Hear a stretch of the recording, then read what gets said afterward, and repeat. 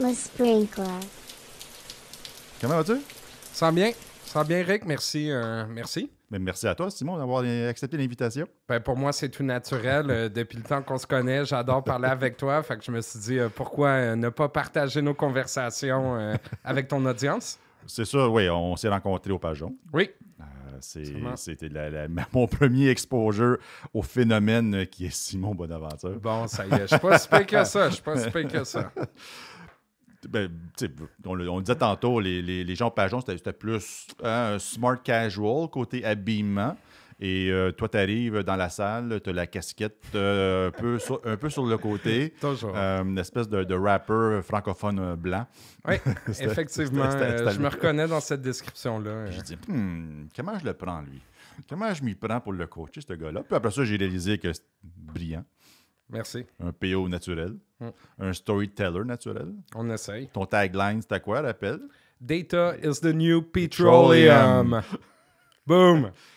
Et mon tagline, c'était vraiment Data is the new petroleum 5 years ago. 5 years ago, plus yeah. que ça, non? Et puis, tu étais tellement le fun à écouter comme storyteller.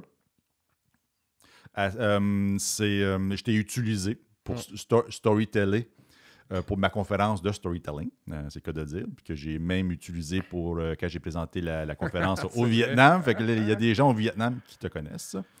Il y a peut-être encore des gens en thérapie suite à ça. Non, je sais pas, j'ai pas eu une nouvelle.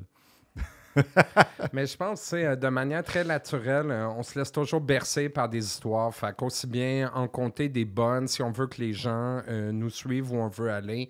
Parce que veut pas les faits à la longue, ça devient un peu plate si on peut pas les packager pour qu'ils soient séduisants. C'est une compétence vraiment pratique à avoir comme product owner, comme dans tous les rôles. Les rôles d'influenceur, avoir des compétences de storytelling, de partager des histoires, ça permet aux gens autour de toi d'embarquer dans ton trip, d'embarquer dans ton désir, dans ta passion, dans ta mission. Bien, c'est ça. Ils sont plus juste, dans le fond, des spectateurs, puis ils deviennent des acteurs dans cette histoire-là. Ils deviennent des acteurs dans cette histoire-là. C'est très bien dit. J'adore ça. On va aborder plusieurs sujets. Moi, je te suis. On va parler un peu de product ownership. Good. Toi, comment tu vois ça? Puis quelles sont les choses que tu as apprises depuis notre première rencontre il y a quelques années? Tu peux pas besoin de répondre tout de suite, on peut répondre tantôt. On va l'aborder plus en détail. Juste faire un topo des petits sujets qu'on va aborder pour informer les gens. On va parler de Dynamite. Tu es rendu chez Dynamite maintenant? Oui, depuis un peu plus d'1 an. Tu es PO toujours? Toujours PO. Product Owner. Tu as développé un beau produit. Tu m'en as partagé un peu au début de la semaine ou la semaine dernière. Et puis ça vaut la peine d'en parler Oui, ça me fera quelques plaisir minutes. de partager ça avec vous. Tu disais que tu appliquais du Scrum allégé. J'ai hâte de voir ça. Qu'est-ce que ça veut dire du Scrum allégé? Du Scrum allégé, ça veut juste dire qu'au bout de la ligne, on a pris du Scrum, ce qu'on avait besoin au moment où on l'a appliqué. Fais du Kanban maintenant. Peut-être. Non, il y a trop de commitment pour que ce soit du Kanban. That's right. Et puis, on va ensuite entrer dans un sujet un peu plus poussé. Des sujets qu'on ne parle pas assez souvent dans la communauté agile. Tout le sujet d'innovation. Le Innovator's Dilemma. On va parler d'innovation disruptive, d'innovation sustaining. Comment on dit ça en français? Sustaining. Innovation continue. Perpétuelle. Et un que je ne connaissais pas. Évidemment, j'ai fait un peu de recherche avant notre rencontre ce soir. Donc, du efficiency innovation. Donc, l'innovation pour augmenter l'efficacité, l'efficience du développement d'un produit ou d'un service. Nice. On va parler de ça. On va rentrer peut-être aussi dans des concepts tels que le Value Network, Disruptive Innovation. Ça se pourrait même qu'on se pose la question, Tesla, est-ce une organisation disruptive ou sustaining? Et si oui, pourquoi? Et si oui, pourquoi? Restez à l'écoute. Restez à l'écoute. Hey, je viens d'apprendre que tu reviens de MIT. Oui, tu es allé là en octobre, au début octobre. Oui, j'ai eu la chance d'être envoyé par mon employeur. On a des plans de formation annuels. Puis, dans le fond, je fais un peu le travail, dans le fond, de gérer la technologie dans mon quotidien. Ouais. Comme product owner, on délivre la tech. Mais j'ai beaucoup des grosses roches et des petites roches. Dans le fond, qu'est-ce qui est risqué que je dois faire maintenant?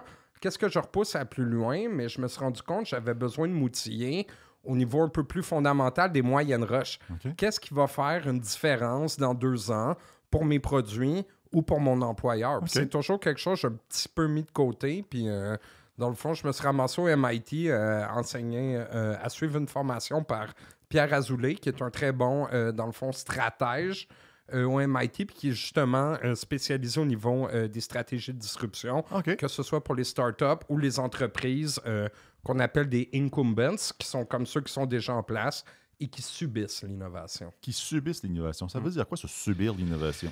Ça veut dire, dans le fond, que ça vient pas nécessairement de toi, mais c'est des gens qui viennent manger dans ton assiette. Fait que là, au bout de la ligne, il y a de moins en moins de valeur qui reste dans la tarte à capturer. Puis au bout de la ligne, la question devient comment moi je dois réagir à ça? OK. Est-ce que je dois laisser manger mon assiette? C'est quoi, dans le fond, les manières que je peux réagir à ça? OK. Est-ce que je dois réagir tout de suite? Est-ce que je dois attendre? Fait que ça m'a permis d'avoir plus de perspective par rapport à la gestion de la disruption.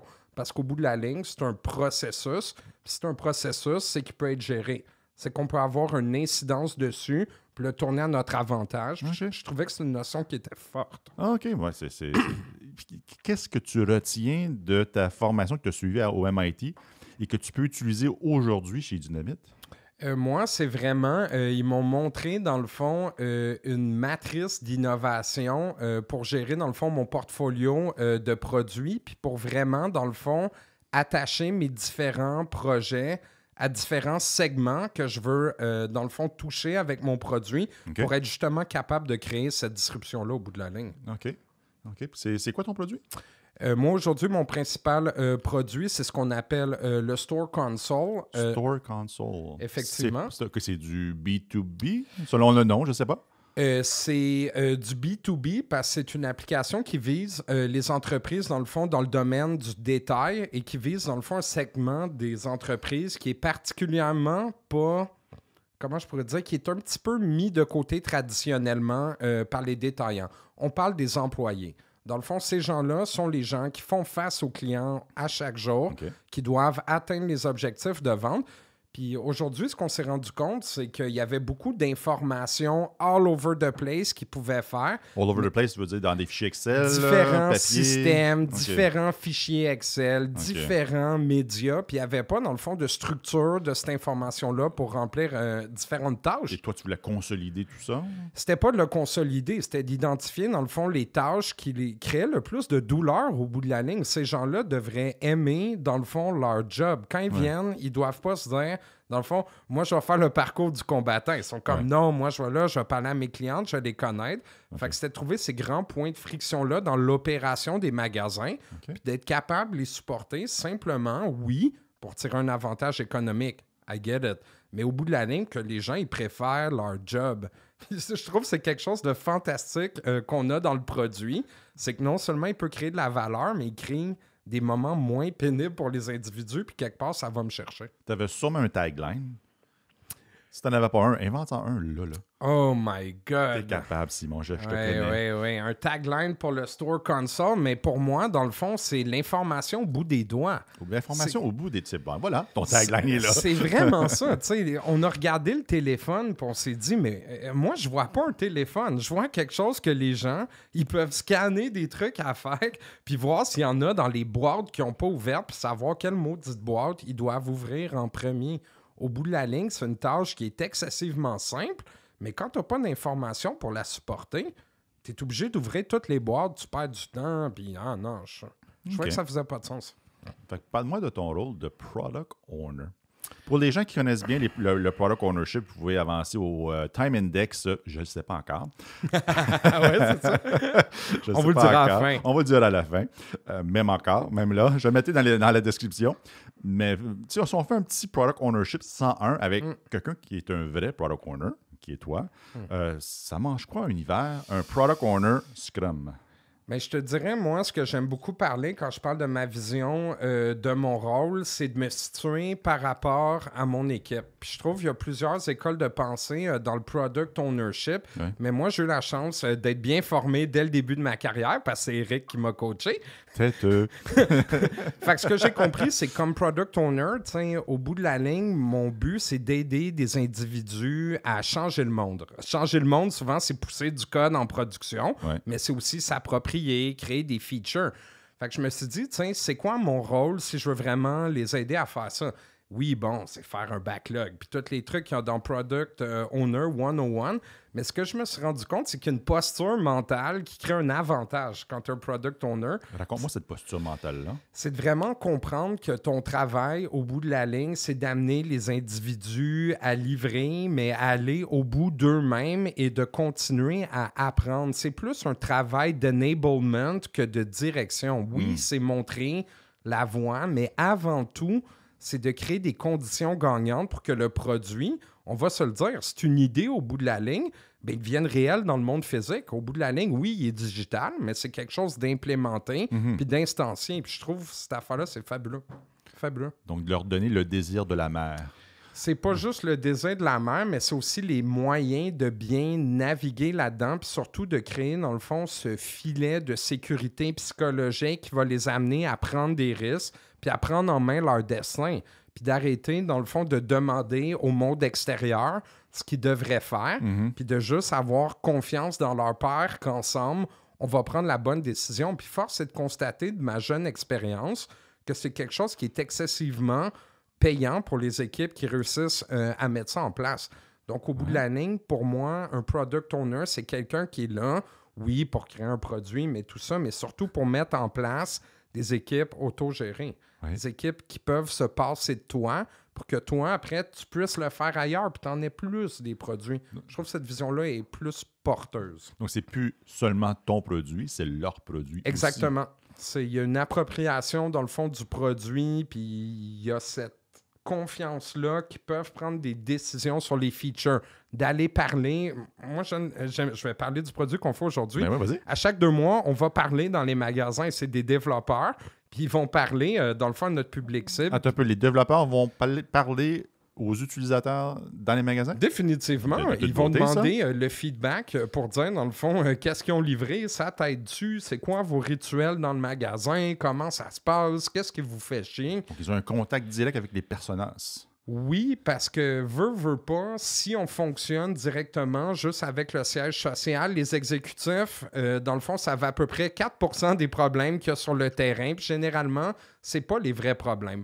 Fait qu'une fois que tu comprends ce iceberg-là, tu sais que c'est pas dans l'intérêt du succès de ton produit de passer par là.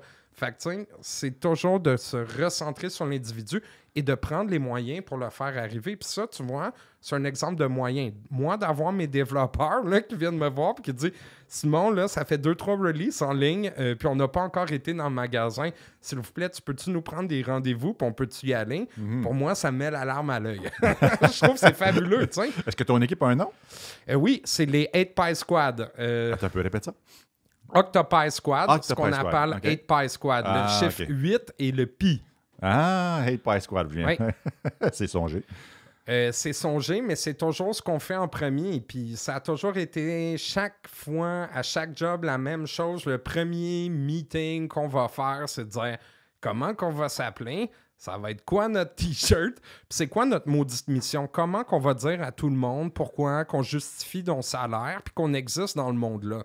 Puis pourquoi on fait ça, c'est qu'on s'est rendu compte que c'est un mécanisme relativement simple pour, dans le fond, adhérer et s'approprier notre destin. Parce qu'après, tout ce qui ne fit pas avec notre mission, bien, quelque part, on se sent pas mal de dire non parce qu'au bout de la ligne, on n'est pas là pour ça. Pour déclencher le tout, quel moyen as-tu utilisé pour partager ta vision, la mission?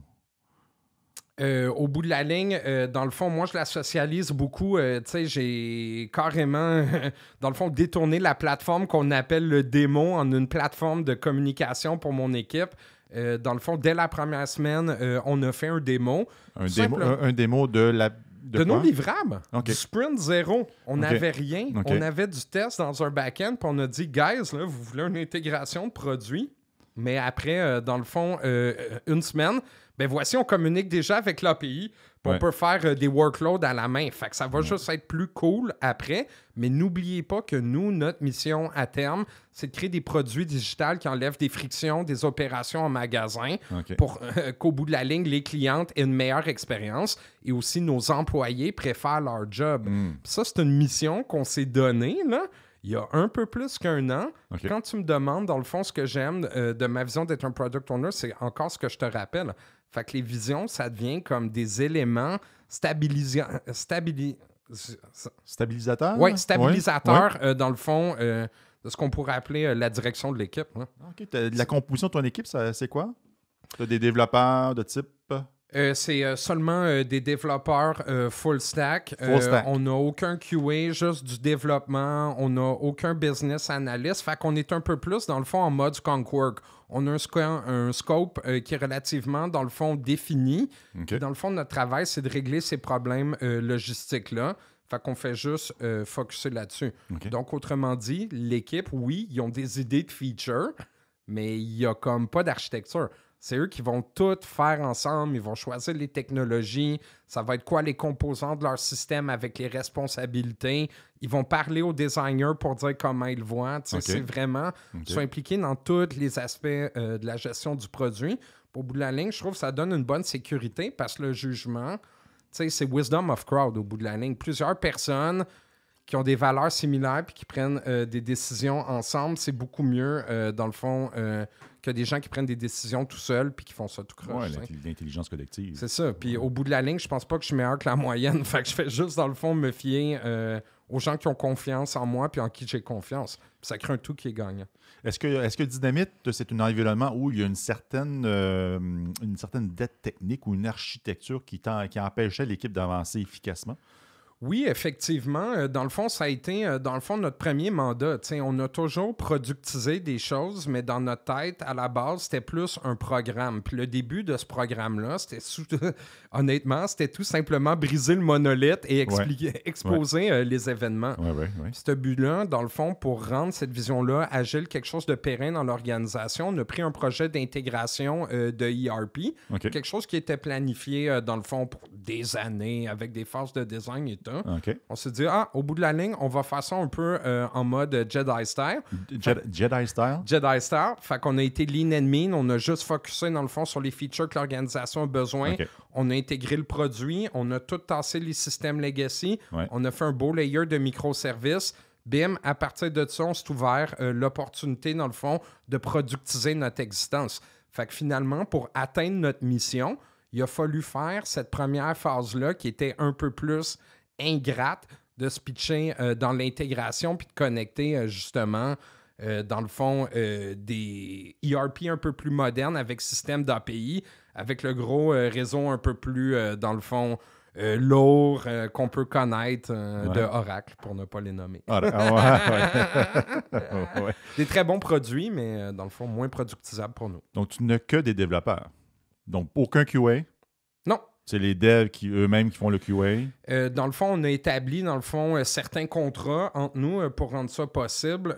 Dans le fond, si tu ne l'as pas codé, c'est pas toi qui vas le pull review, puis c'est pas toi, dans le fond, qui va le QA. Okay. On s'en sert aussi comme mécanisme, dans le fond, pour éviter d'avoir des champions dans l'équipe, s'assurer que la connaissance tourne toujours pour garder, dans le fond, l'équipe performante par rapport à sa mission.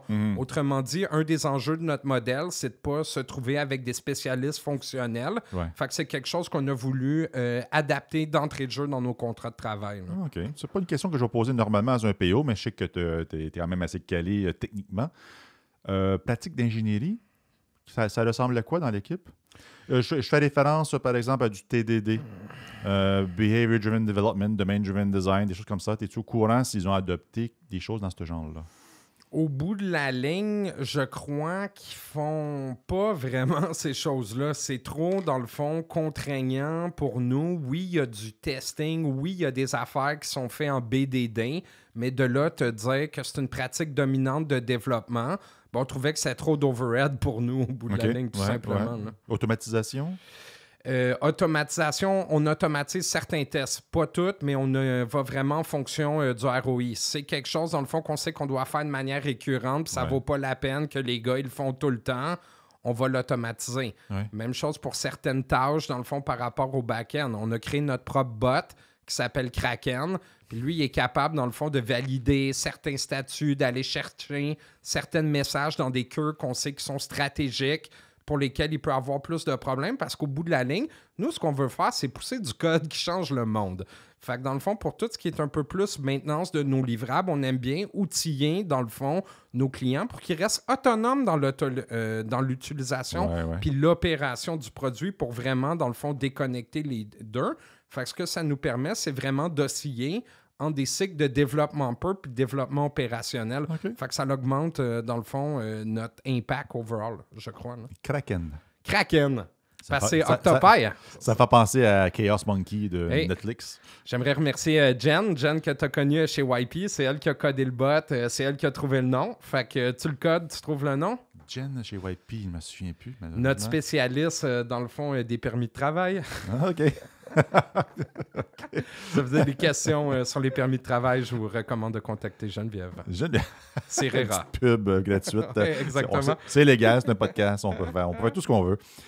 Donc, tu as un product backlog classique. Oui. Composé de user stories ou d'éléments plus génériques? Seulement, dans le fond, user story, il y a seulement même la partie infrastructure, j'ai de la misère, je peux l'allier, mais c'est tellement plate qu'on veut juste la faire au bout de la ligne. Fait que mes tickets d'infra, ils sont un petit peu moins user story, mais il y a toujours le questionnement de la valeur pour être sûr de quand on le canne, puis comment, dans le fond, ça se relie au reste de nos activités. Donc, tu as un mélange des deux? Oui, j'ai un mélange des deux, mais j'ai un 90% qui est en user story ou qui est à très haut niveau. Généralement, j'essaie toujours de garder 2 sprints de scoper d'avance, ce que j'appelle les priorités de middle range, qui sont des grandes idées. Puis après, c'est juste des grands points. OK. Parce que j'essaie de garder une profondeur de backlog qui est relativement, dans le fond, comment je pourrais dire, au milieu de la chose, qui n'est pas trop profonde et granulaire où j'ai des user stories pour toutes. Parce que je sais que l'équipe, ils savent ce qui se passe. Fait qu'on a des grooming à chaque semaine. Vous faites des raffinements de backlog? Okay. On ne l'appelle pas vraiment le raffinement parce qu'au bout de la ligne, c'est créer le backlog. Fait qu'on a changé le nom du grooming pour appeler ça brainstorming. Puis on fait 1 heure de brainstorming à chaque semaine, toujours la même journée à la même heure. OK. Donc, au lieu de toi arriver avec des items de backlog avec des conditions de succès ou des requis, là, au moment d'un raffinement de backlog ou d'un grooming, toi, tu fais plutôt une session de brainstorming où vous bâtissez ensemble le product backlog. Exactement, parce qu'on les connaît, les grands critères d'acceptation, puis les grands épiques qu'on a à faire, puis toutes ces choses-là, tu sais, veux pas, l'équipe est relativement mature. Fait que ça va, mais au bout de la ligne, la question qu'on veut vraiment se demander, c'est là-dedans, là, sachant que c'est tout notre impact, c'est quoi qu'on peut livrer dans le prochain sprint puis le montrer aux 25 personnes qui viennent dans notre démo. C'est ça qu'on veut faire. On veut avoir pas quelque chose qui fait tout, mais qui en fait assez pour qu'on sache, oui, on va le pousser en prod, puis les gens qui utilisent l'application sur leur téléphone mobile, on va pouvoir observer leur pattern de comportement puis mesurer le succès de cette patente-là. Faites-vous des estimations de complexité? Toujours, on fait des estimations à haut niveau. Cependant, nous, on a une règle. C'est la suite de Fibonacci. Elle arrête à 13. Et à 13, c'est ce qu'on monte au PO. Ça ne rentre pas dans le backlog. Ça veut dire que c'est trop gros. Là, faut que j'apprenne sur Adobe Premiere comment ajouter un spot noir. Oui, exactement. Donc, c'est comme ça qu'on représente le chiffre 13. On arrête à 13 parce qu'on pense qu'une story qui a 13 points, ça veut dire qu'elle a été mal coupée. Fait que c'est un check vers nous-mêmes qu'il faut qu'on revoie ça. Ouais, personnellement, j'aime bien l'approche one, two, too big. Oui, ben c'est un peu ça au bout de la ligne. On se ramasse avec des 5, des 8 puis des 3. Oui, OK. Puis là, vous faites des sprints? Oui. On fait toujours les sprints de 2 semaines. Là, on est en train de finaliser, dans le fond, le sprint 28. Puis quand je te parlais de développement opérationnel, là, on vient de faire un gros release. Fait que là, on est plus en développement opérationnel. On a fait rentrer peu de tickets dans le sprint, on règle les bobos et tout, on s'assure que le client il aime les choses, puis après, on repart sur le commitment. Vous faites des design sprints? Pas vraiment. Non. On a pensé le faire, mais au bout de la ligne, on est comme la manière qu'on le fait, ça permet quand même de faire des choses plus rapidement. Puis pour nous, notre design sprint, c'est un peu le sprint 0. Puis, on fait tout le temps, dans le fond, des preuves de concept. Pour nous, la preuve de concept, c'est une partie intégrante de nos backlogs. C'est pour ça qu'on fait le brainstorm. Si je sais que dans 2 sprints, Dans le sprint suivant, 2 sprints qui vont arriver, j'ai cette grosse roche-là, là, qui est clairement un risque. Qu'est-ce que je peux faire de petit dans le sprint pour la dérisquer, pour être sûr, dans le fond, qu'on la livre à ce moment-là? Fait que c'est comme un pendule qui oscille entre le futur et le présent, tout en toujours gardant notre destination en vue. Donc, si j'ai bien compris, excusez-moi, vous êtes en sprint, donc vous faites sûrement des sprint planning. Oui. Vous avez des sprint review. Oui. Vous avez remplacé on n'a pas de sprint review, on l'a remplacé par ce qu'on appelle le démo. C'est purement un démo. Okay. C'est pas juste un démo, c'est un show de rock. Un show de rock. La sprint review, j'aime ça parce que ça sert d'opportunité pour offrir du feedback sur les choses qui ont été livrées à l'intérieur d'un sprint. Ce feedback-là, vous le récupérez comment? C'est lors de la démo, puis on s'est rendu compte, dans le fond, que les stakeholders... Tu dis la démo à la fin d'un sprint? À la fin du sprint, ça dure 1 heure et tout, puis on invite des gens de tous les départements des magasins. Vous êtes combien? Il y a typiquement entre, je te dirais, 7-8 quand c'est des sprints un peu plus bas, jusqu'à 25 personnes qui vont se pointer dans le démo qu'on a recréé un salon pour faire. Ouais. Puis au bout de la ligne, ce que je me suis rendu compte, c'est qu'il y a 2 manières, dans le fond, qu'on va récolter le feedback. Moi, bien sûr, il y a le feedback dans le produit et tout, c'est le feedback de l'usager, celui qu'on a besoin, mais on a quand même des stakeholders qu'on doit éduquer et accompagner dans cette démarche de productisation. Fait que pour eux, c'est plus les questionner durant la rétrospective, puis dire, OK, bien, vous êtes venus, il y a 2 sprints, voici ce qu'on a livré entre les 2. Ouais. Comment est-ce que vous voyez les changements? Est-ce que ça va dans la direction que vous escomptez? Est-ce que vous êtes satisfait? Au bout de la ligne, ils vont dire, tu peux changer la couleur du bouton et tout. Mais des fois, il y a des trucs qui viennent, mais c'est la partie la plus dure d'avoir le feedback. Les usagers, ils veulent en donner, mais pour des gens qui ont un pouvoir plus décisionnel par rapport au produit, c'est difficile. Fait que soit on va les questionner durant le démo, c'est les développeurs qui vont le faire, ou moi, si je vois qu'il n'y a pas assez de réaction, je suis comme, guys, on a travaillé pour vous livrer tout ça. Payback time. Fait que je vais leur poser la question. Puis des fois, à la fin, si ça sort vraiment pas, j'envoie un Google Sheet à tout le monde. J'ai des dimensions que je mesure du démo. J'aime faire des coups de sonde à tous les 3 mois et tout à peu près pour être sûr que le format du démo est bon. C'est comme ça qu'on a amené en salon. C'est comme ça qu'on s'est rapproché des gens. C'est comme ça qu'on a amené les développeurs. Chaque fois qu'ils présentent quelque chose, ils vont toujours présenter la problématique d'un point de vue affaires, la problématique d'un point de vue architecturale, la valeur qui est créée, puis au bout de la ligne, ils vont présenter le feature. Pour tout le temps, dans le fond, qui éduque les stakeholders là-dessus sur ce qui devrait se poser comme question pour bien évaluer d'autres produits, parce qu'on n'est pas les seuls dans l'écosystème. Avec tout ce que tu fais, tu n'as pas besoin de Scrum Master? As-tu un Scrum Master? J'ai un coach agile. Il n'agit pas comme coach master, mais tu sais, j'ai des coachs... Scrum Master, ouais? Il est trop bon, premièrement, pour être un Scrum Master. C'est une autre personne que j'ai rencontrée. Big up à David Pan. David Pan, oui. Quelqu'un qui m'a vraiment cassé il est en congé paternité. Ouais, on souhaite félicitations pour son nouveau bébé. Et on s'ennuie de lui à chaque jour. David, you're the best. Merci pour tout, man. Merci d'avoir créé ce monstre qu'Éric fait un plaisir à publiciser. Mais non, David me sert plus à éduquer l'équipe sur des grandes problématiques qu'on va identifier. On fait, dans le fond, des rétrospectives à chaque semaine. Aussi. Oui, c'est très important. Puis on passe 1 heure dans la rétrospective. À chaque semaine? À chaque sprint, à chaque sprint, OK. Merci de me corriger. Non, j'allais dire, OK, c'est un peu un bel ajustement, ça. Une rétro à tous les semaines. Non, on essaie de vraiment prendre l'heure. Puis moi, durant le sprint, je fais des one-on-one avec les individus à peu près on a monthly basis. Fait que, généralement, je vais voir des thématiques ressortir. S'il y a quelque chose que moi, je trouve qu'il est important d'aborder, je vais l'amener. Mais au début du sprint, dans le fond, on se pose la question de s'il y a des sujets, dans le fond, à aborder. Si au bout de la ligne, il n'y a pas grand-chose, mais on fait le 3L. What did I like, what did I learn, puis what did I lack. Après, on prend des action points. Ou sinon, on va faire le board game, juste pour, dans le fond, se situer par rapport à notre mission. Ça, c'est un truc que j'aime bien amener à chaque trimestre, juste pour être sûr qu'on converge bien. Puis s'il y a des problèmes, des encres qui nous retiennent, je veux juste être sûr qu'ils soient identifiés et qu'ils soient abordés, parce qu'au bout de la ligne, il en est de créer des conditions gagnantes pour l'équipe. OK. Story mapping?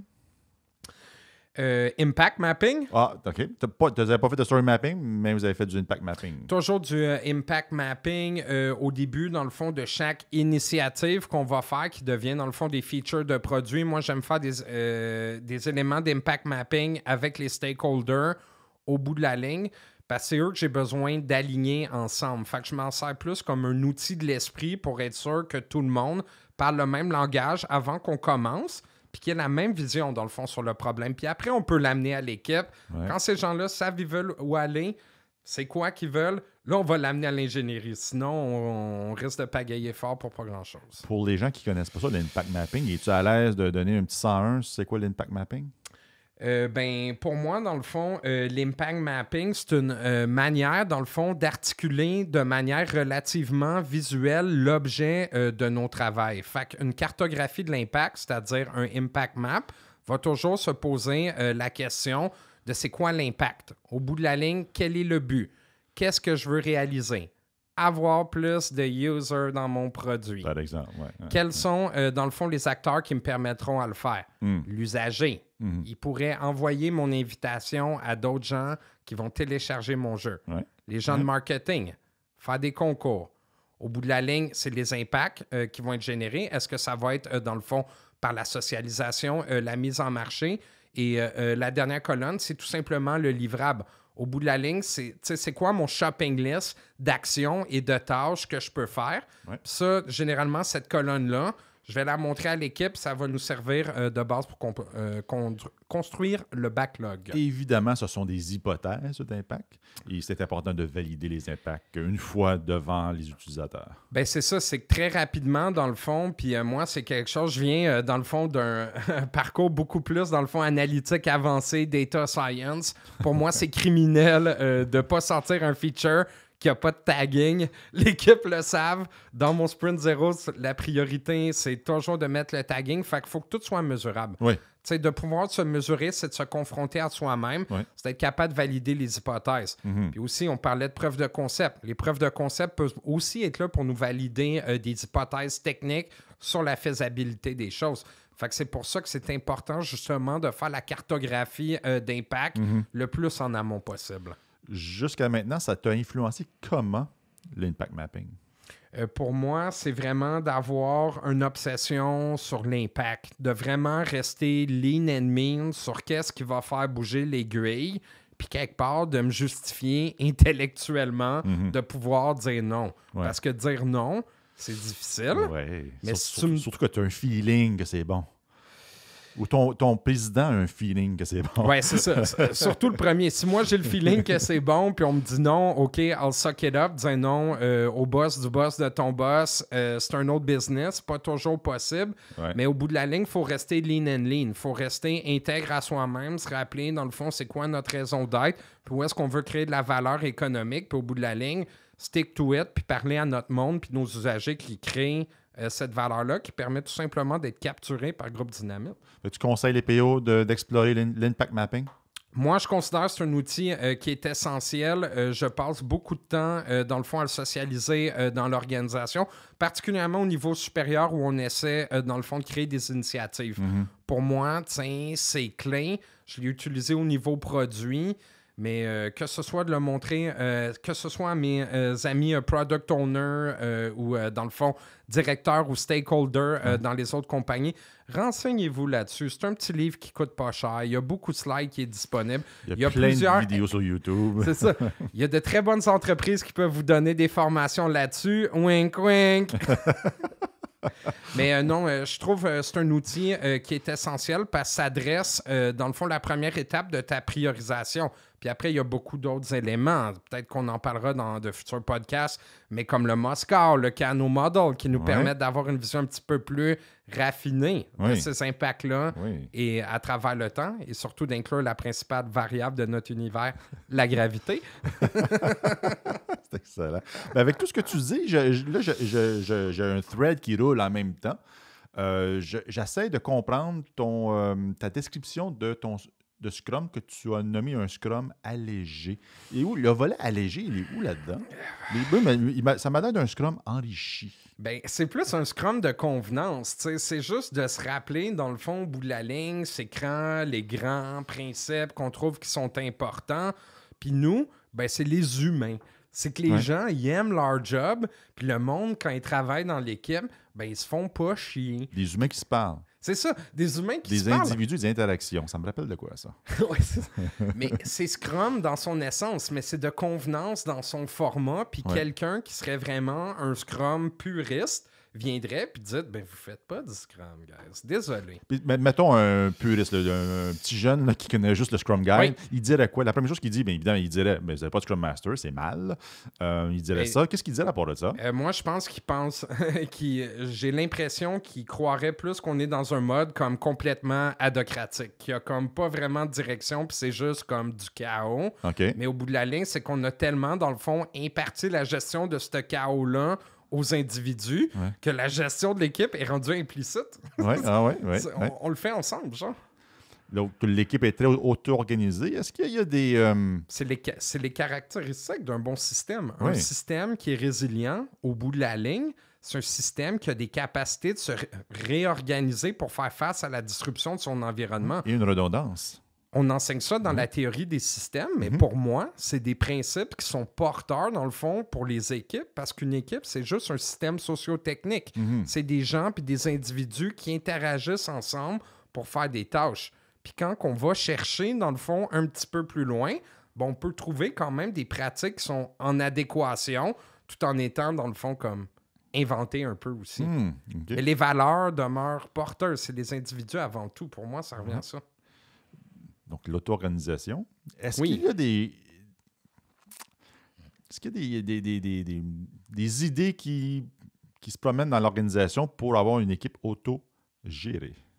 Bien, à vrai dire, c'est un terme qui est, dans le fond, purement hérétique. Dans la plupart des endroits où j'ai été, les gens ne conçoivent pas ça parce que dans les 50 dernières années, les écoles de gestion nous ont appris le PODC. Ce qu'il faut, c'est planifier, organiser, diriger et contrôler. Si tu es un manager puis tu fais pas ça, ben t'es pas un manager. Puis les gens aujourd'hui, ben ils aiment ça, être des managers. Puis si t'es manager, tu veux rester manager. J'aime la façon que tu dis manager. C'est ça.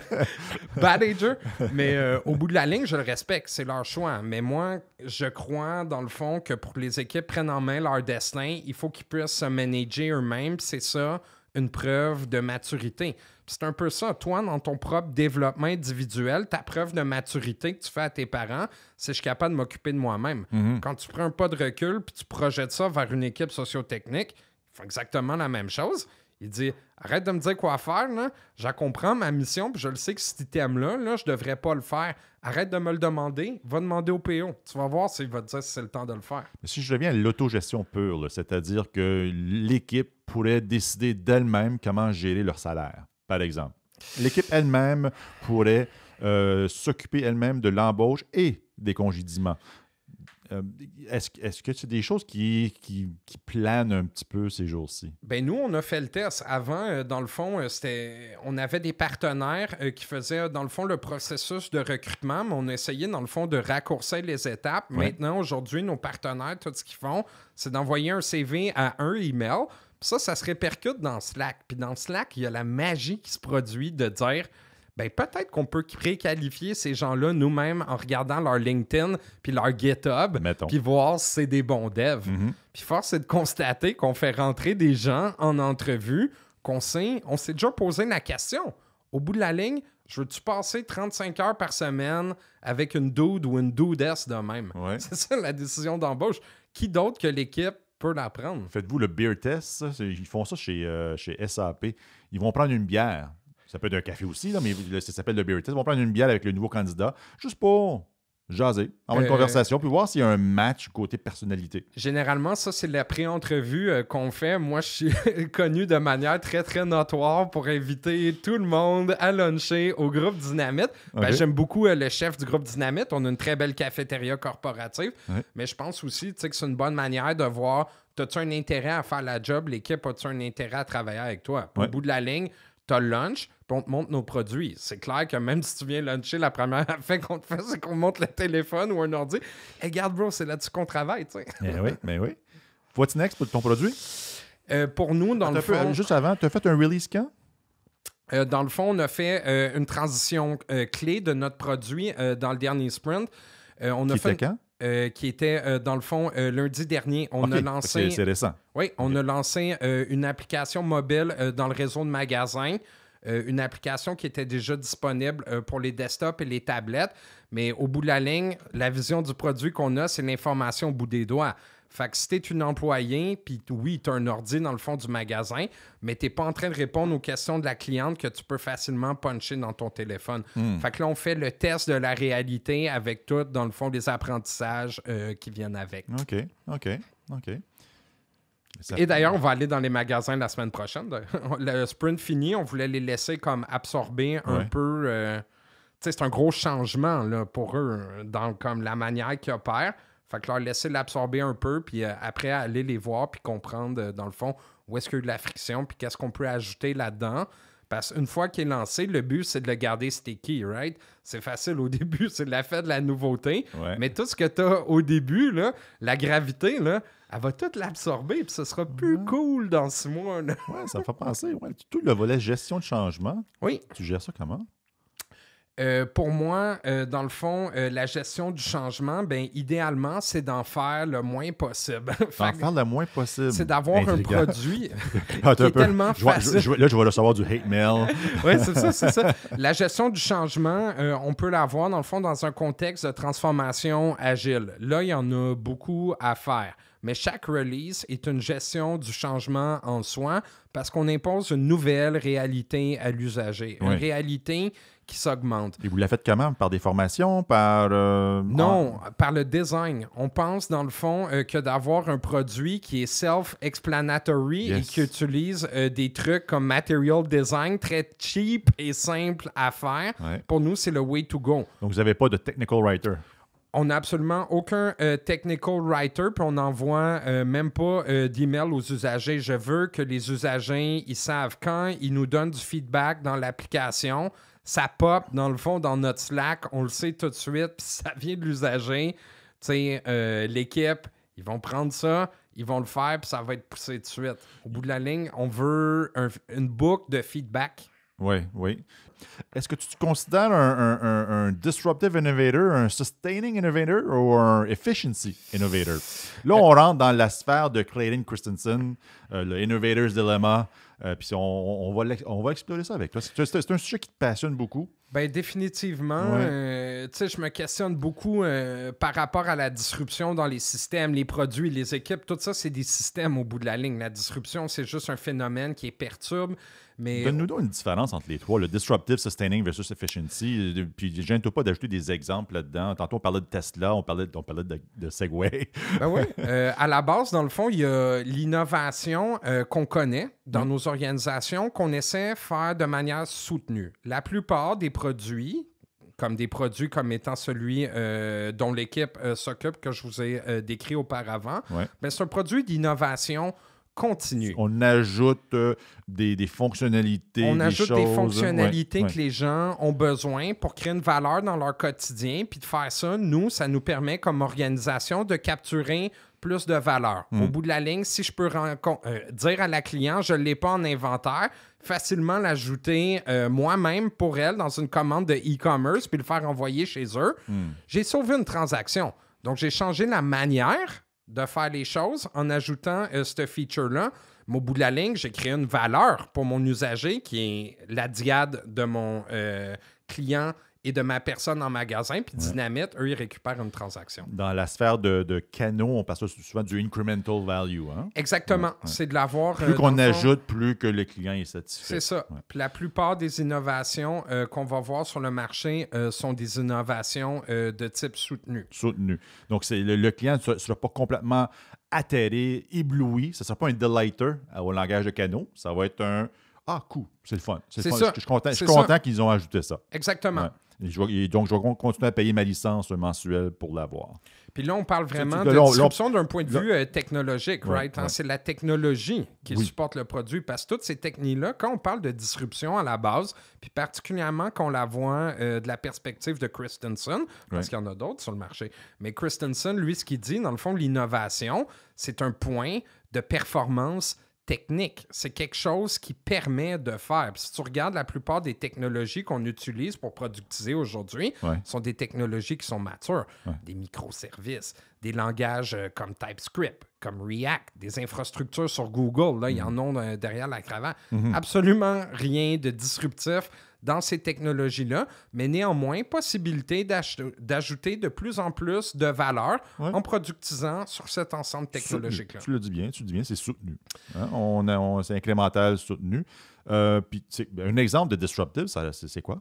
Ben pour moi, ce serait de le définir avant tout, mais une innovation qui est disruptive, c'est une innovation qui crée une valeur qui n'était pas permise dans le marché à ce point-ci. Ouais. Fait qu'il y a 2 points d'entrée, dans le fond, pour l'innovation dans le fond, disruptive. Disruptive. Il y a les low-end segments, c'est-à-dire les segments, dans le fond, où il n'y a pas beaucoup de marge à faire. Ouais. Typiquement, Christensen va te rapporter que c'est 7-8 bien, la plupart, dans le fond, des innovations vont rentrer par là parce qu'ils vont trouver une manière de capturer puis de créer de la valeur que tous les compétiteurs qui se concentrent sur le high-end, nos incumbents, sont comme « OK, bon, on va vous laisser manger les miettes. » Ben oui. Fait que la porte d'entrée de l'innovation, c'est là. C'est Ou les miettes. sinon, dans le fond, c'est de trouver, dans le fond, une non-utilisation. De trouver, dans le fond, un non-marché et d'arriver avec quelque chose de complètement nouveau. Un exemple? Un peu comme on disait tantôt, quand la radio est arrivée sur le marché. C'était Oui, cool. la Sony à transistor. Carrément un nouveau besoin. On avait ce besoin-là de communiquer. La communication était orale de personne à personne. Quelque chose d'excessivement, dans le fond, compliqué. Là, on a donné, dans le fond, accès à la connaissance à tout le monde en rentrant Mais oui, ça sur le marché. c'est beaucoup aussi. Pour avoir une radio dans ce temps-là, c'était les tubes, les vacuum tubes. C'était cher, c'était des gros meubles, RCA. Le petit jeune, lui, il ne pouvait pas écouter son émission préférée, puis c'est maman et papa qui décidaient qu'est-ce qu'il jouait à la radio. Mais quand ils sont sortis avec leur radio pourrie, cheap, le son horrible, mais ils en ont vendu beaucoup. Puis ils ont eu beaucoup de succès avec ça. Oui, je pense que c'est un bel exemple de disruptive. Ils ont vraiment... Ils ont créé le besoin. Ils ont ébranlé le marché. Ils ont ébranlé le marché. Puis les RCA de ce monde s'en foutaient. On s'en foutait. Aujourd'hui, RCA, je vois pas beaucoup de radios RCA. C'est ça, il y en a de moins en moins sur le marché, je pense. Ouais. Des exemples de disruptive. Kodak, un autre, avec son film. Ben oui, Kodak, bien sûr, versus le digital. Je pense, bien sûr, à Blockbuster versus Netflix. Oui, Donc, effectivement. parce que Blockbuster était beaucoup dans le... C'est pas que c'est mal, mais ils étaient beaucoup dans du sustaining innovation. Donc, moi, je me souviens que quand on passait de location de film de 24 heures à 48 heures, wow! Hey, on était-tu content? On peut le garder le film une journée de plus. C'est fou! Pendant ce temps-là, il y a une petite compagnie qui s'appelait Netflix qui commençait à faire des livraisons par courrier de DVD. Est-ce que Netflix est vraiment une innovation disruptive? Quand tu regardes les technologies qu'ils utilisaient, puis si on se relance, le produit est totalement disruptif. La façon de livrer le produit est disruptive. Bingo. Et là, on arrive, dans le fond, à ton point, dans le fond, d'un peu plus de value network. C'est comment, dans le fond, je peux paramétrer tous ces éléments-là ensemble pour créer un nouveau tout qui, au bout de la ligne, est la même chose d'avoir une vidéo dans mes mains, mais je peux créer encore plus de valeur que je peux capturer. C'est-à-dire que j'ai plus de marge. Mais je pense que Netflix a vraiment pris confiance de ce fameux value network-là.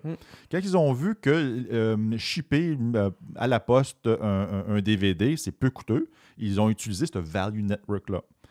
Quand les bandes passantes sont devenues disponibles, ils ont flushé. Mais je pense qu'ils en shippent encore des films par ça DVD. Je serais pas surpris. Mais c'est plus leur marché numéro un, évidemment.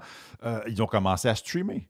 C'est fou. Et pendant ce temps-là, Blockbuster offrait 48 heures ou 24 heures pour la location de films. Donc, j'essaie de dire que le sustaining, c'est pas nécessairement mal en soi. Pour moi, c'est ce qu'il faut viser. Parce que l'innovation disruptive est très difficile à atteindre. Des innovations disruptives, là, il y en a 1000 à chaque jour, là, puis ça s'appelle des patents.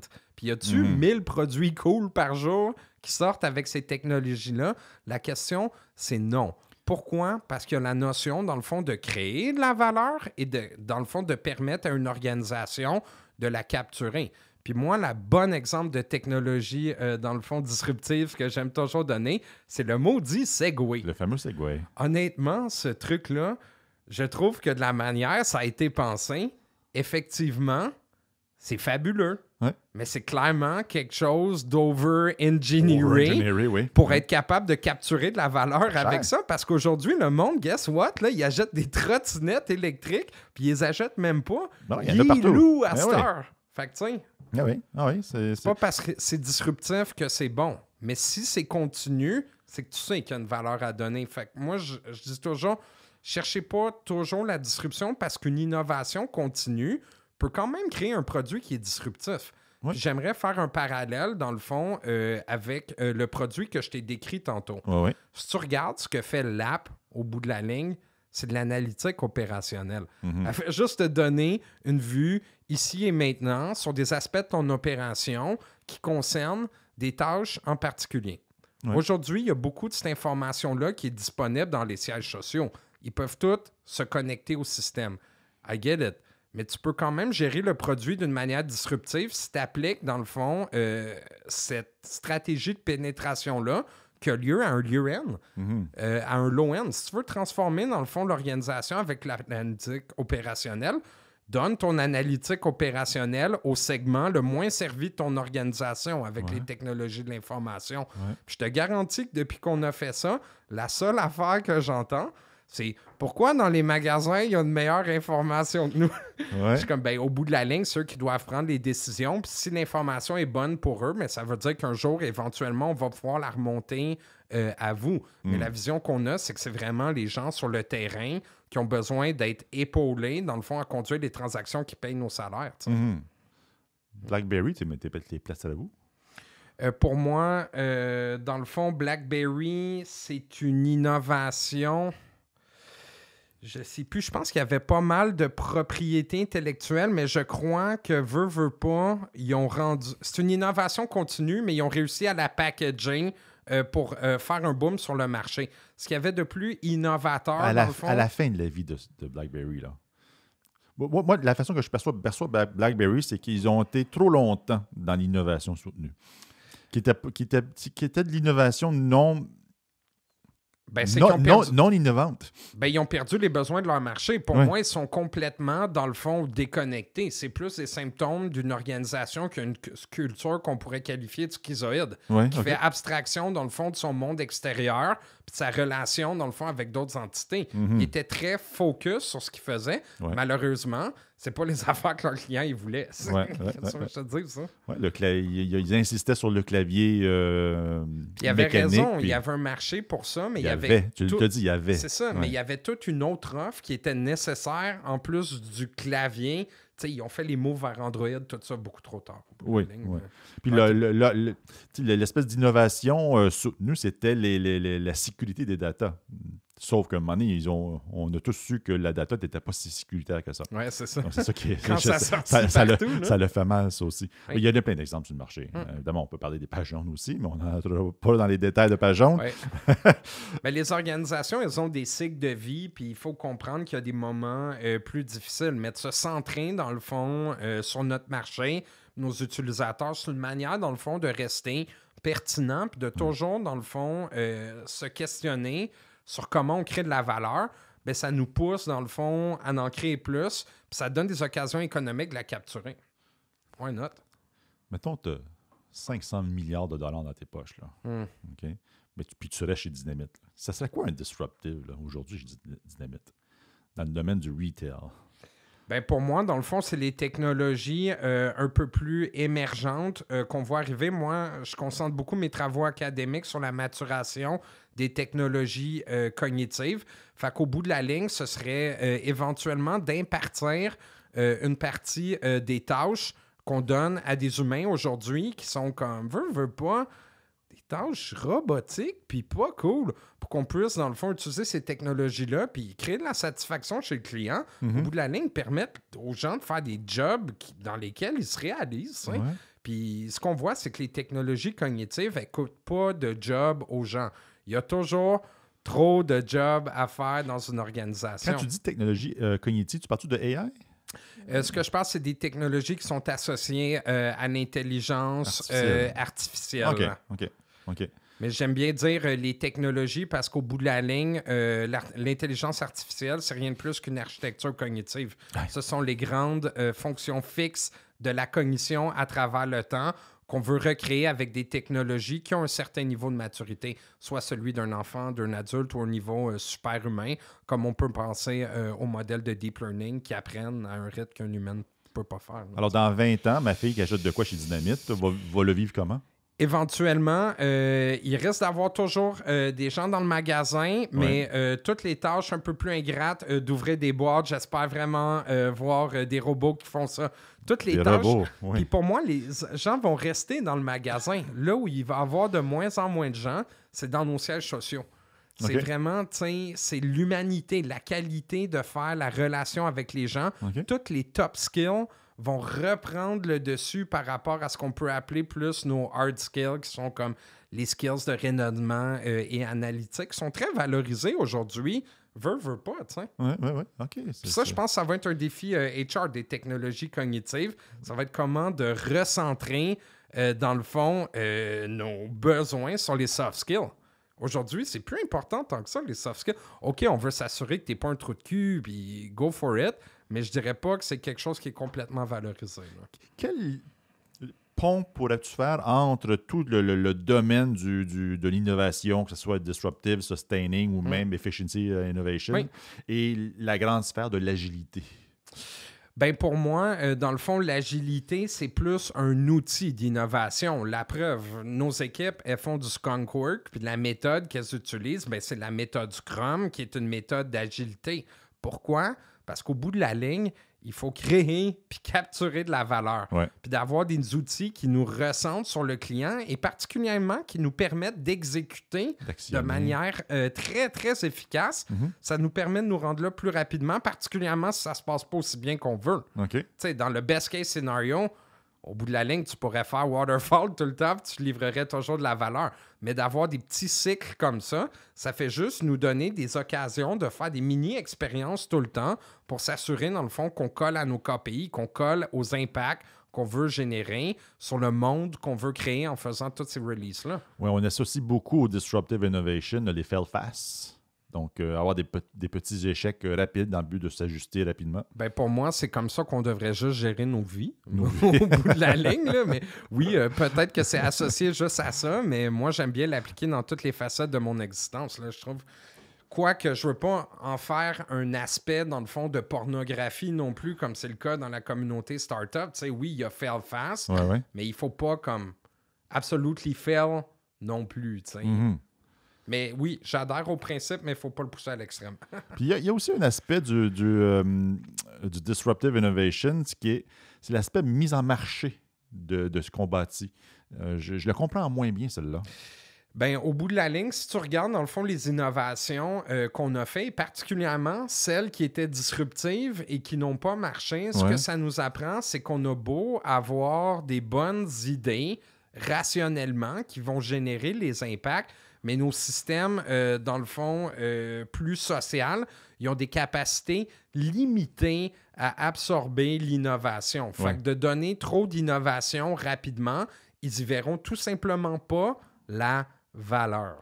Puis comment pour se manifester la mise en marché de ça? Comment on peut sensibiliser les gens au fait que le produit disruptive, comment on dit disruptive en français? Perturbateur. L'élément perturbateur. J'aime ça. Pour que le consommateur dise « Oui, j'en veux ». Ben, il n'y a pas de manière de le faire. Si tu regardes, dans le fond, la courbe d'une disruption, dans le fond, tu as plusieurs courbes qu'on va parler. Tu as la courbe de performance technologique, qui est celle qu'on a parlé. Tu as la courbe d'adoption, puis tu as la courbe du hype, qui est celle de faire, qui est plus mis de l'avant par Gartner. Mais si on parle, dans le fond, purement de l'adoption, au bout de la ligne, ça revient à... J'ai carrément perdu mon idée. On parlait de comment amener les gens à s'ouvrir à des nouveaux produits qui sont vraiment hors normes, là, qui sont vraiment disruptifs. Au bout de la ligne, on ne peut pas vraiment accélérer ce processus-là formellement parce qu'il y a un état d'esprit qui est nécessaire puis des moyens aussi parce qu'une technologie qui est disruptive, quand elle va arriver sur le marché, elle va moins bien fonctionner que la technologie qui était en place. Oui, au bout de la ligne. Qui est en place, oui. Ouais. Moi, j'aime bien parler de l'innovation, là. Je la montre toujours en représentant, dans le fond, DS. OK. Vous voyez? Voici les courbes de l'innovation disruptive. Le premier support visuel de l'histoire du podcast. Exactement. Puis, au bout de la ligne, ce qui est clé de comprendre, c'est quand une innovation disruptive va être adoptée, il y a déjà un gap de performance. Fait qu'il faut avoir des moyens financiers pour être assez solide pour prendre cette nouvelle technologie-là puis la développer à un niveau de performance qui va atteindre, dans le fond, le manque à gagner de notre technologie qu'on avait avant. Mais en fait, ça devrait être autofinancé. C'est-à-dire que la performance moins bonne que le produit existant, le produit dominant sur le marché, il va quand même chercher un marché niche. Il va chercher un marché niche. C'est le marché niche qui va financer l'innovation. Le restement. En fait, le côté sustaining à un certain moment donné du produit c'est innovant. ça. C'est que ça va devenir, dans le fond, autofinancé. Ça va supporter lui-même, mais dans le fond, il y a quand même un dur prix à payer au départ.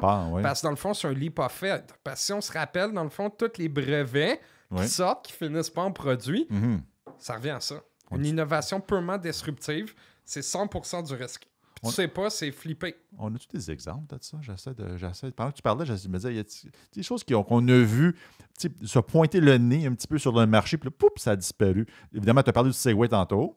Ça, c'est un exemple. Je peux checker sur mon ordinateur. Mais je me demande qu'est-ce qu'il pourrait y avoir à rapport à ça. Je te dis, des innovations disruptives, les gens, là, ils passent leur journée à en parler, mais il n'y en a pas eu tant que ça dans le dernier centenaire. Tu peux gérer les trucs de manière disruptif.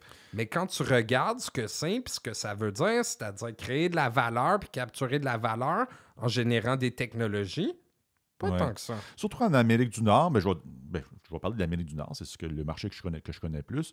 On est beaucoup dans l'innovation d'efficacité. On tente de produire la même chose, mais à des coûts moindres. Moi, c'est là-dedans que je me spécialise. Oui. C'est tout ce que j'ai fait dans ma carrière à date, c'est régler, dans le fond, des problèmes d'opération puis de trouver des manières d'enlever des frictions de ces opérations-là pour qu'elles se réalisent mieux, pour qu'au bout de la ligne, on crée plus de valeur, ce qui permet aux organisations tout simplement d'en capturer plus. L'équation est très simple. On crée plus de profit. On crée la même valeur à moindre coût. Exactement. Ouais. On crée de l'efficacité. De l'excellence opérationnelle, comme vous direz. Et puis on investit, on réinvestit, on prend le capital généré, on le réinvestit dans le efficiency innovation. Et puis, oui, les grandes organisations ont tendance à ignorer le côté disruptive. Et puis, c'est là qu'ils se font ramasser. Bien, c'est ça. Au bout de la ligne, c'est très dur de faire face à l'innovation parce que généralement, quand tu sais qu'il y a quelque chose de disruptif qui se pointe le nez pour toi, c'est qu'il est déjà trop tard. Fait que là, il faut que tu commences. Il y a différentes stratégies. Celle qu'on voit beaucoup, c'est le skunk work. Tu vas mettre des équipes spécialisées à travailler sur la problématique pour développer des solutions. Tu as le double up. Il y a des organisations, ils vont complètement délaisser ce qu'ils font. Ils vont tout réingérer, dans le fond, les ressources dans la nouvelle technologie pour très rapidement développer quelque chose pour se faire. As-tu des exemples de ça? Il faudrait, malheureusement, je n'ai pas assez documenté mes choses pour en parler. C'est correct. Non, ça va. Je te pose la question, c'est juste par curiosité. Avoue, c'est fascinant. Ben oui, c'est tout un... En fait, je pense que c'est une école de pensée. Tout le volet d'innovation disruptive et autres. Sinon, une autre des stratégies que tu peux faire en place, c'est le partenariat. C'est dans le fond, de travailler avec des startups qui développent la technologie puis de faire des deals de propriété intellectuelle. Ou un spin-off de ta propre compagnie. Exact. Desjardins ont développé... le spin-off, c'est peut-être plus le double-up. Oui, mais Desjardins ont sorti le Desjardins digital. Donc, c'est des gens qui ont été un peu plus isolés pour le développement de nouveaux produits. Mais je pense que ce que j'allais dire, je pense que toutes les PO ont intérêt à comprendre un peu plus ce domaine de cette école de pensée. Définitivement. Puis au si bout de la ligne... Si vous êtes PO, allez lire un livre de Clayton Christensen. Moi, c'est lui que je connais. Qui tu connais comme auteur à part de ça? Innovators Dilemma. Sinon, toi, as-tu des trucs? Je peux partager une couple de papiers que je trouve qui sont intéressants, là, surtout des Harvard Business Review, des MIT Si Sloan, tu m'envoies des liens, moi, je les ajoute dans la description autant sur YouTube que sur les podcasts audio. Je te donnerai une couple. Sinon, moi, ça j'aime bien Gans Christensen pour la perspective des entreprises qui sont disruptées, puis Gans pour la perspective des disrupteurs. C'est deux auteurs que j'apprécie. Je pense que les PO de ce monde et tous les product managers vont apprécier beaucoup. Mais je pense que c'est bon parce qu'au bout de la ligne, tu sais, moi, je me suis intéressé à la disruption carrément par la bande. Ouais.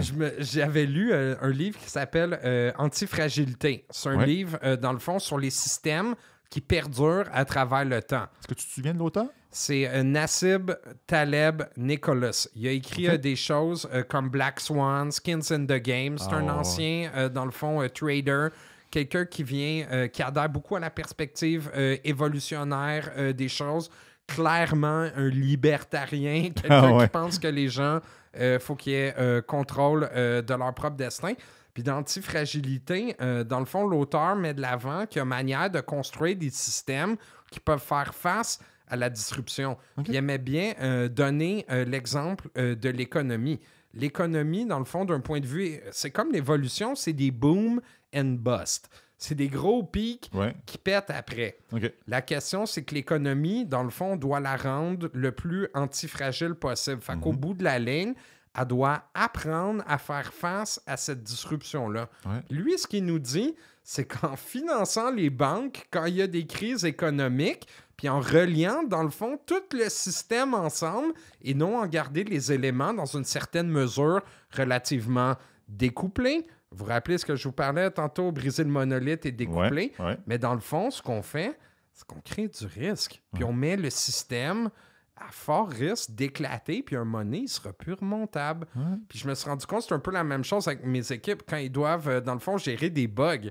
Je dis, oh my God! Puis au bout de la ligne, ils sont quand même capables, parce qu'on le sait, nous, c'est des cycles de développement, un peu de développement opérationnel. On le sait quand les bugs vont arriver, puis on voit à peu près d'où ils vont venir, fait qu'on est capable de travailler du temps. Mais ça, c'est quand même les gars qui sont capables de dire, hey, by the way, donne-nous-en pas trop, il faut qu'on fasse ça. Fait que la notion de disruption m'a fait réfléchir à la résilience des systèmes socio-techniques. C'est un lien qui est complètement, pas apparent, mais pour moi, c'est tellement devenu clair d'un coup. Hein. Donc ce soir, on a... T'as des frissons. Ce soir, on n'a abordé que le bout du iceberg. C'est un sujet à creuser. Toi, en fait, toi, tu pousses beaucoup la donne. Es-tu en rédaction de thèse ces jours-ci? Oui, effectivement. Moi, dans le fond, j'aime bien... j'aime faire des contributions intellectuelles. Je trouve qu'il y a beaucoup de choses qui existent dans le monde, mais il manque de sens. Fait que je me concentre beaucoup, dans le fond, dans une pratique qui est un peu plus épistémologique. Mais aujourd'hui, je me concentre sur la maturité cognitive des organisations. Ce que je me rends compte, c'est que les organisations sont un système de la même manière qu'on qualifie un système d'information. La seule différence, c'est que c'est un système socio-technique. L'agent, c'est juste des gens et des individus qui font des tâches. Puis si je regarde le stack d'une organisation, au bout de la ligne, c'est un peu une architecture cognitive. C'est les grandes fonctions de la cognition qui sont la perception, l'action, l'apprentissage, l'adaptation, l'autonomie et... il m'en manque un. Pour l'instant, ça va être ça pour vous aujourd'hui. Mais tout ça, c'est reflété, dans le fond, dans des technologies qu'on utilise aujourd'hui pour effectuer les tâches. Puis pour gagner cette efficacité-là, ce qu'il faut faire, c'est outsourcer le travail cognitif à la machine. De facto, ce que ça veut dire, c'est qu'il va falloir évaluer l'architecture cognitive de nos organisations. Fait que dans le fond, moi, j'ai regardé en architecture d'entreprise les modèles de maturité qu'il y avait, puis il y a pas mal juste le CMMI. Fait que je me suis dit, pourquoi je ne développerais pas, dans le fond, un modèle qui permet de localiser certaines tâches et leur stack et qui ne dirait pas aux organisations qu'est-ce qu'ils doivent faire pour l'amener au prochain niveau s'il y a une valeur économique à générer. Fait que c'est ça ma thèse. Pour les gens qui voudraient en savoir plus, ils peuvent te rejoindre comment? Ils peuvent m'écrire sur LinkedIn. Moi, je suis un lion, j'accepte tout le monde. Open Networker. N'hésitez pas à m'ajouter, ça va me faire plaisir d'en parler. D'ailleurs, j'ai beaucoup de misère à parler de ces sujets-là avec les organisations. Je me rends compte peut-être que l'idée, bien qu'elle ne soit pas disruptive, est quand même comme, tu sais, c'est un sujet qui est comme touché. C'est pas une perspective qu'on est habitué de regarder l'organisation, de le voir comme du travail cognitif. Mais pour moi, quand on parle, dans le fond, de rendre les trucs plus efficaces, ben c'est exactement ça que ça l'adresse. Parce qu'au bout de la ligne, aujourd'hui, le monde est tellement rendu complexe qu'on a de la misère à y faire face tout seul. Si tu regardes l'application que je livre au bout de la ligne, elle adhère au même principe. Elle prend la tâche cognitive des individus qui était comme terrible à faire, puis elle fait juste la packager dans une maudite boîte pour qu'ils puissent faire autre chose. OK, le niveau cognitif n'est pas très, très raffiné, mais ça suit ce modèle-là de cognition socio-technique. Puis au bout de la ligne, c'est comme ça que je vois chaque feature de mon produit. Pour moi, chaque feature est un système cognitif joint où une tâche se partage entre des individus puis des artefacts qu'on pourrait qualifier de techniques. Puis comme product owner, puis comme équipe, on fait juste la balance de tout ça. C'est ça les features d'un produit digital. It's a task to get done. Je ne l'ai pas inventé. OK, bon, au bout de la ligne, je l'ai peut-être packagé de manière un peu farfelue, mais quand tu prends un pas de recul, ça devient excessivement porteur pour ta pratique. La transversalité des connaissances. Rock on. Beau mot de la fin, Simon. Merci. Merci à toi. Puis, je te souhaite une excellente soirée. Merci, toi aussi. Salut. Merci encore pour le scotch. Ça fait plaisir. Cheers, guys. Salut. Bye. Bye.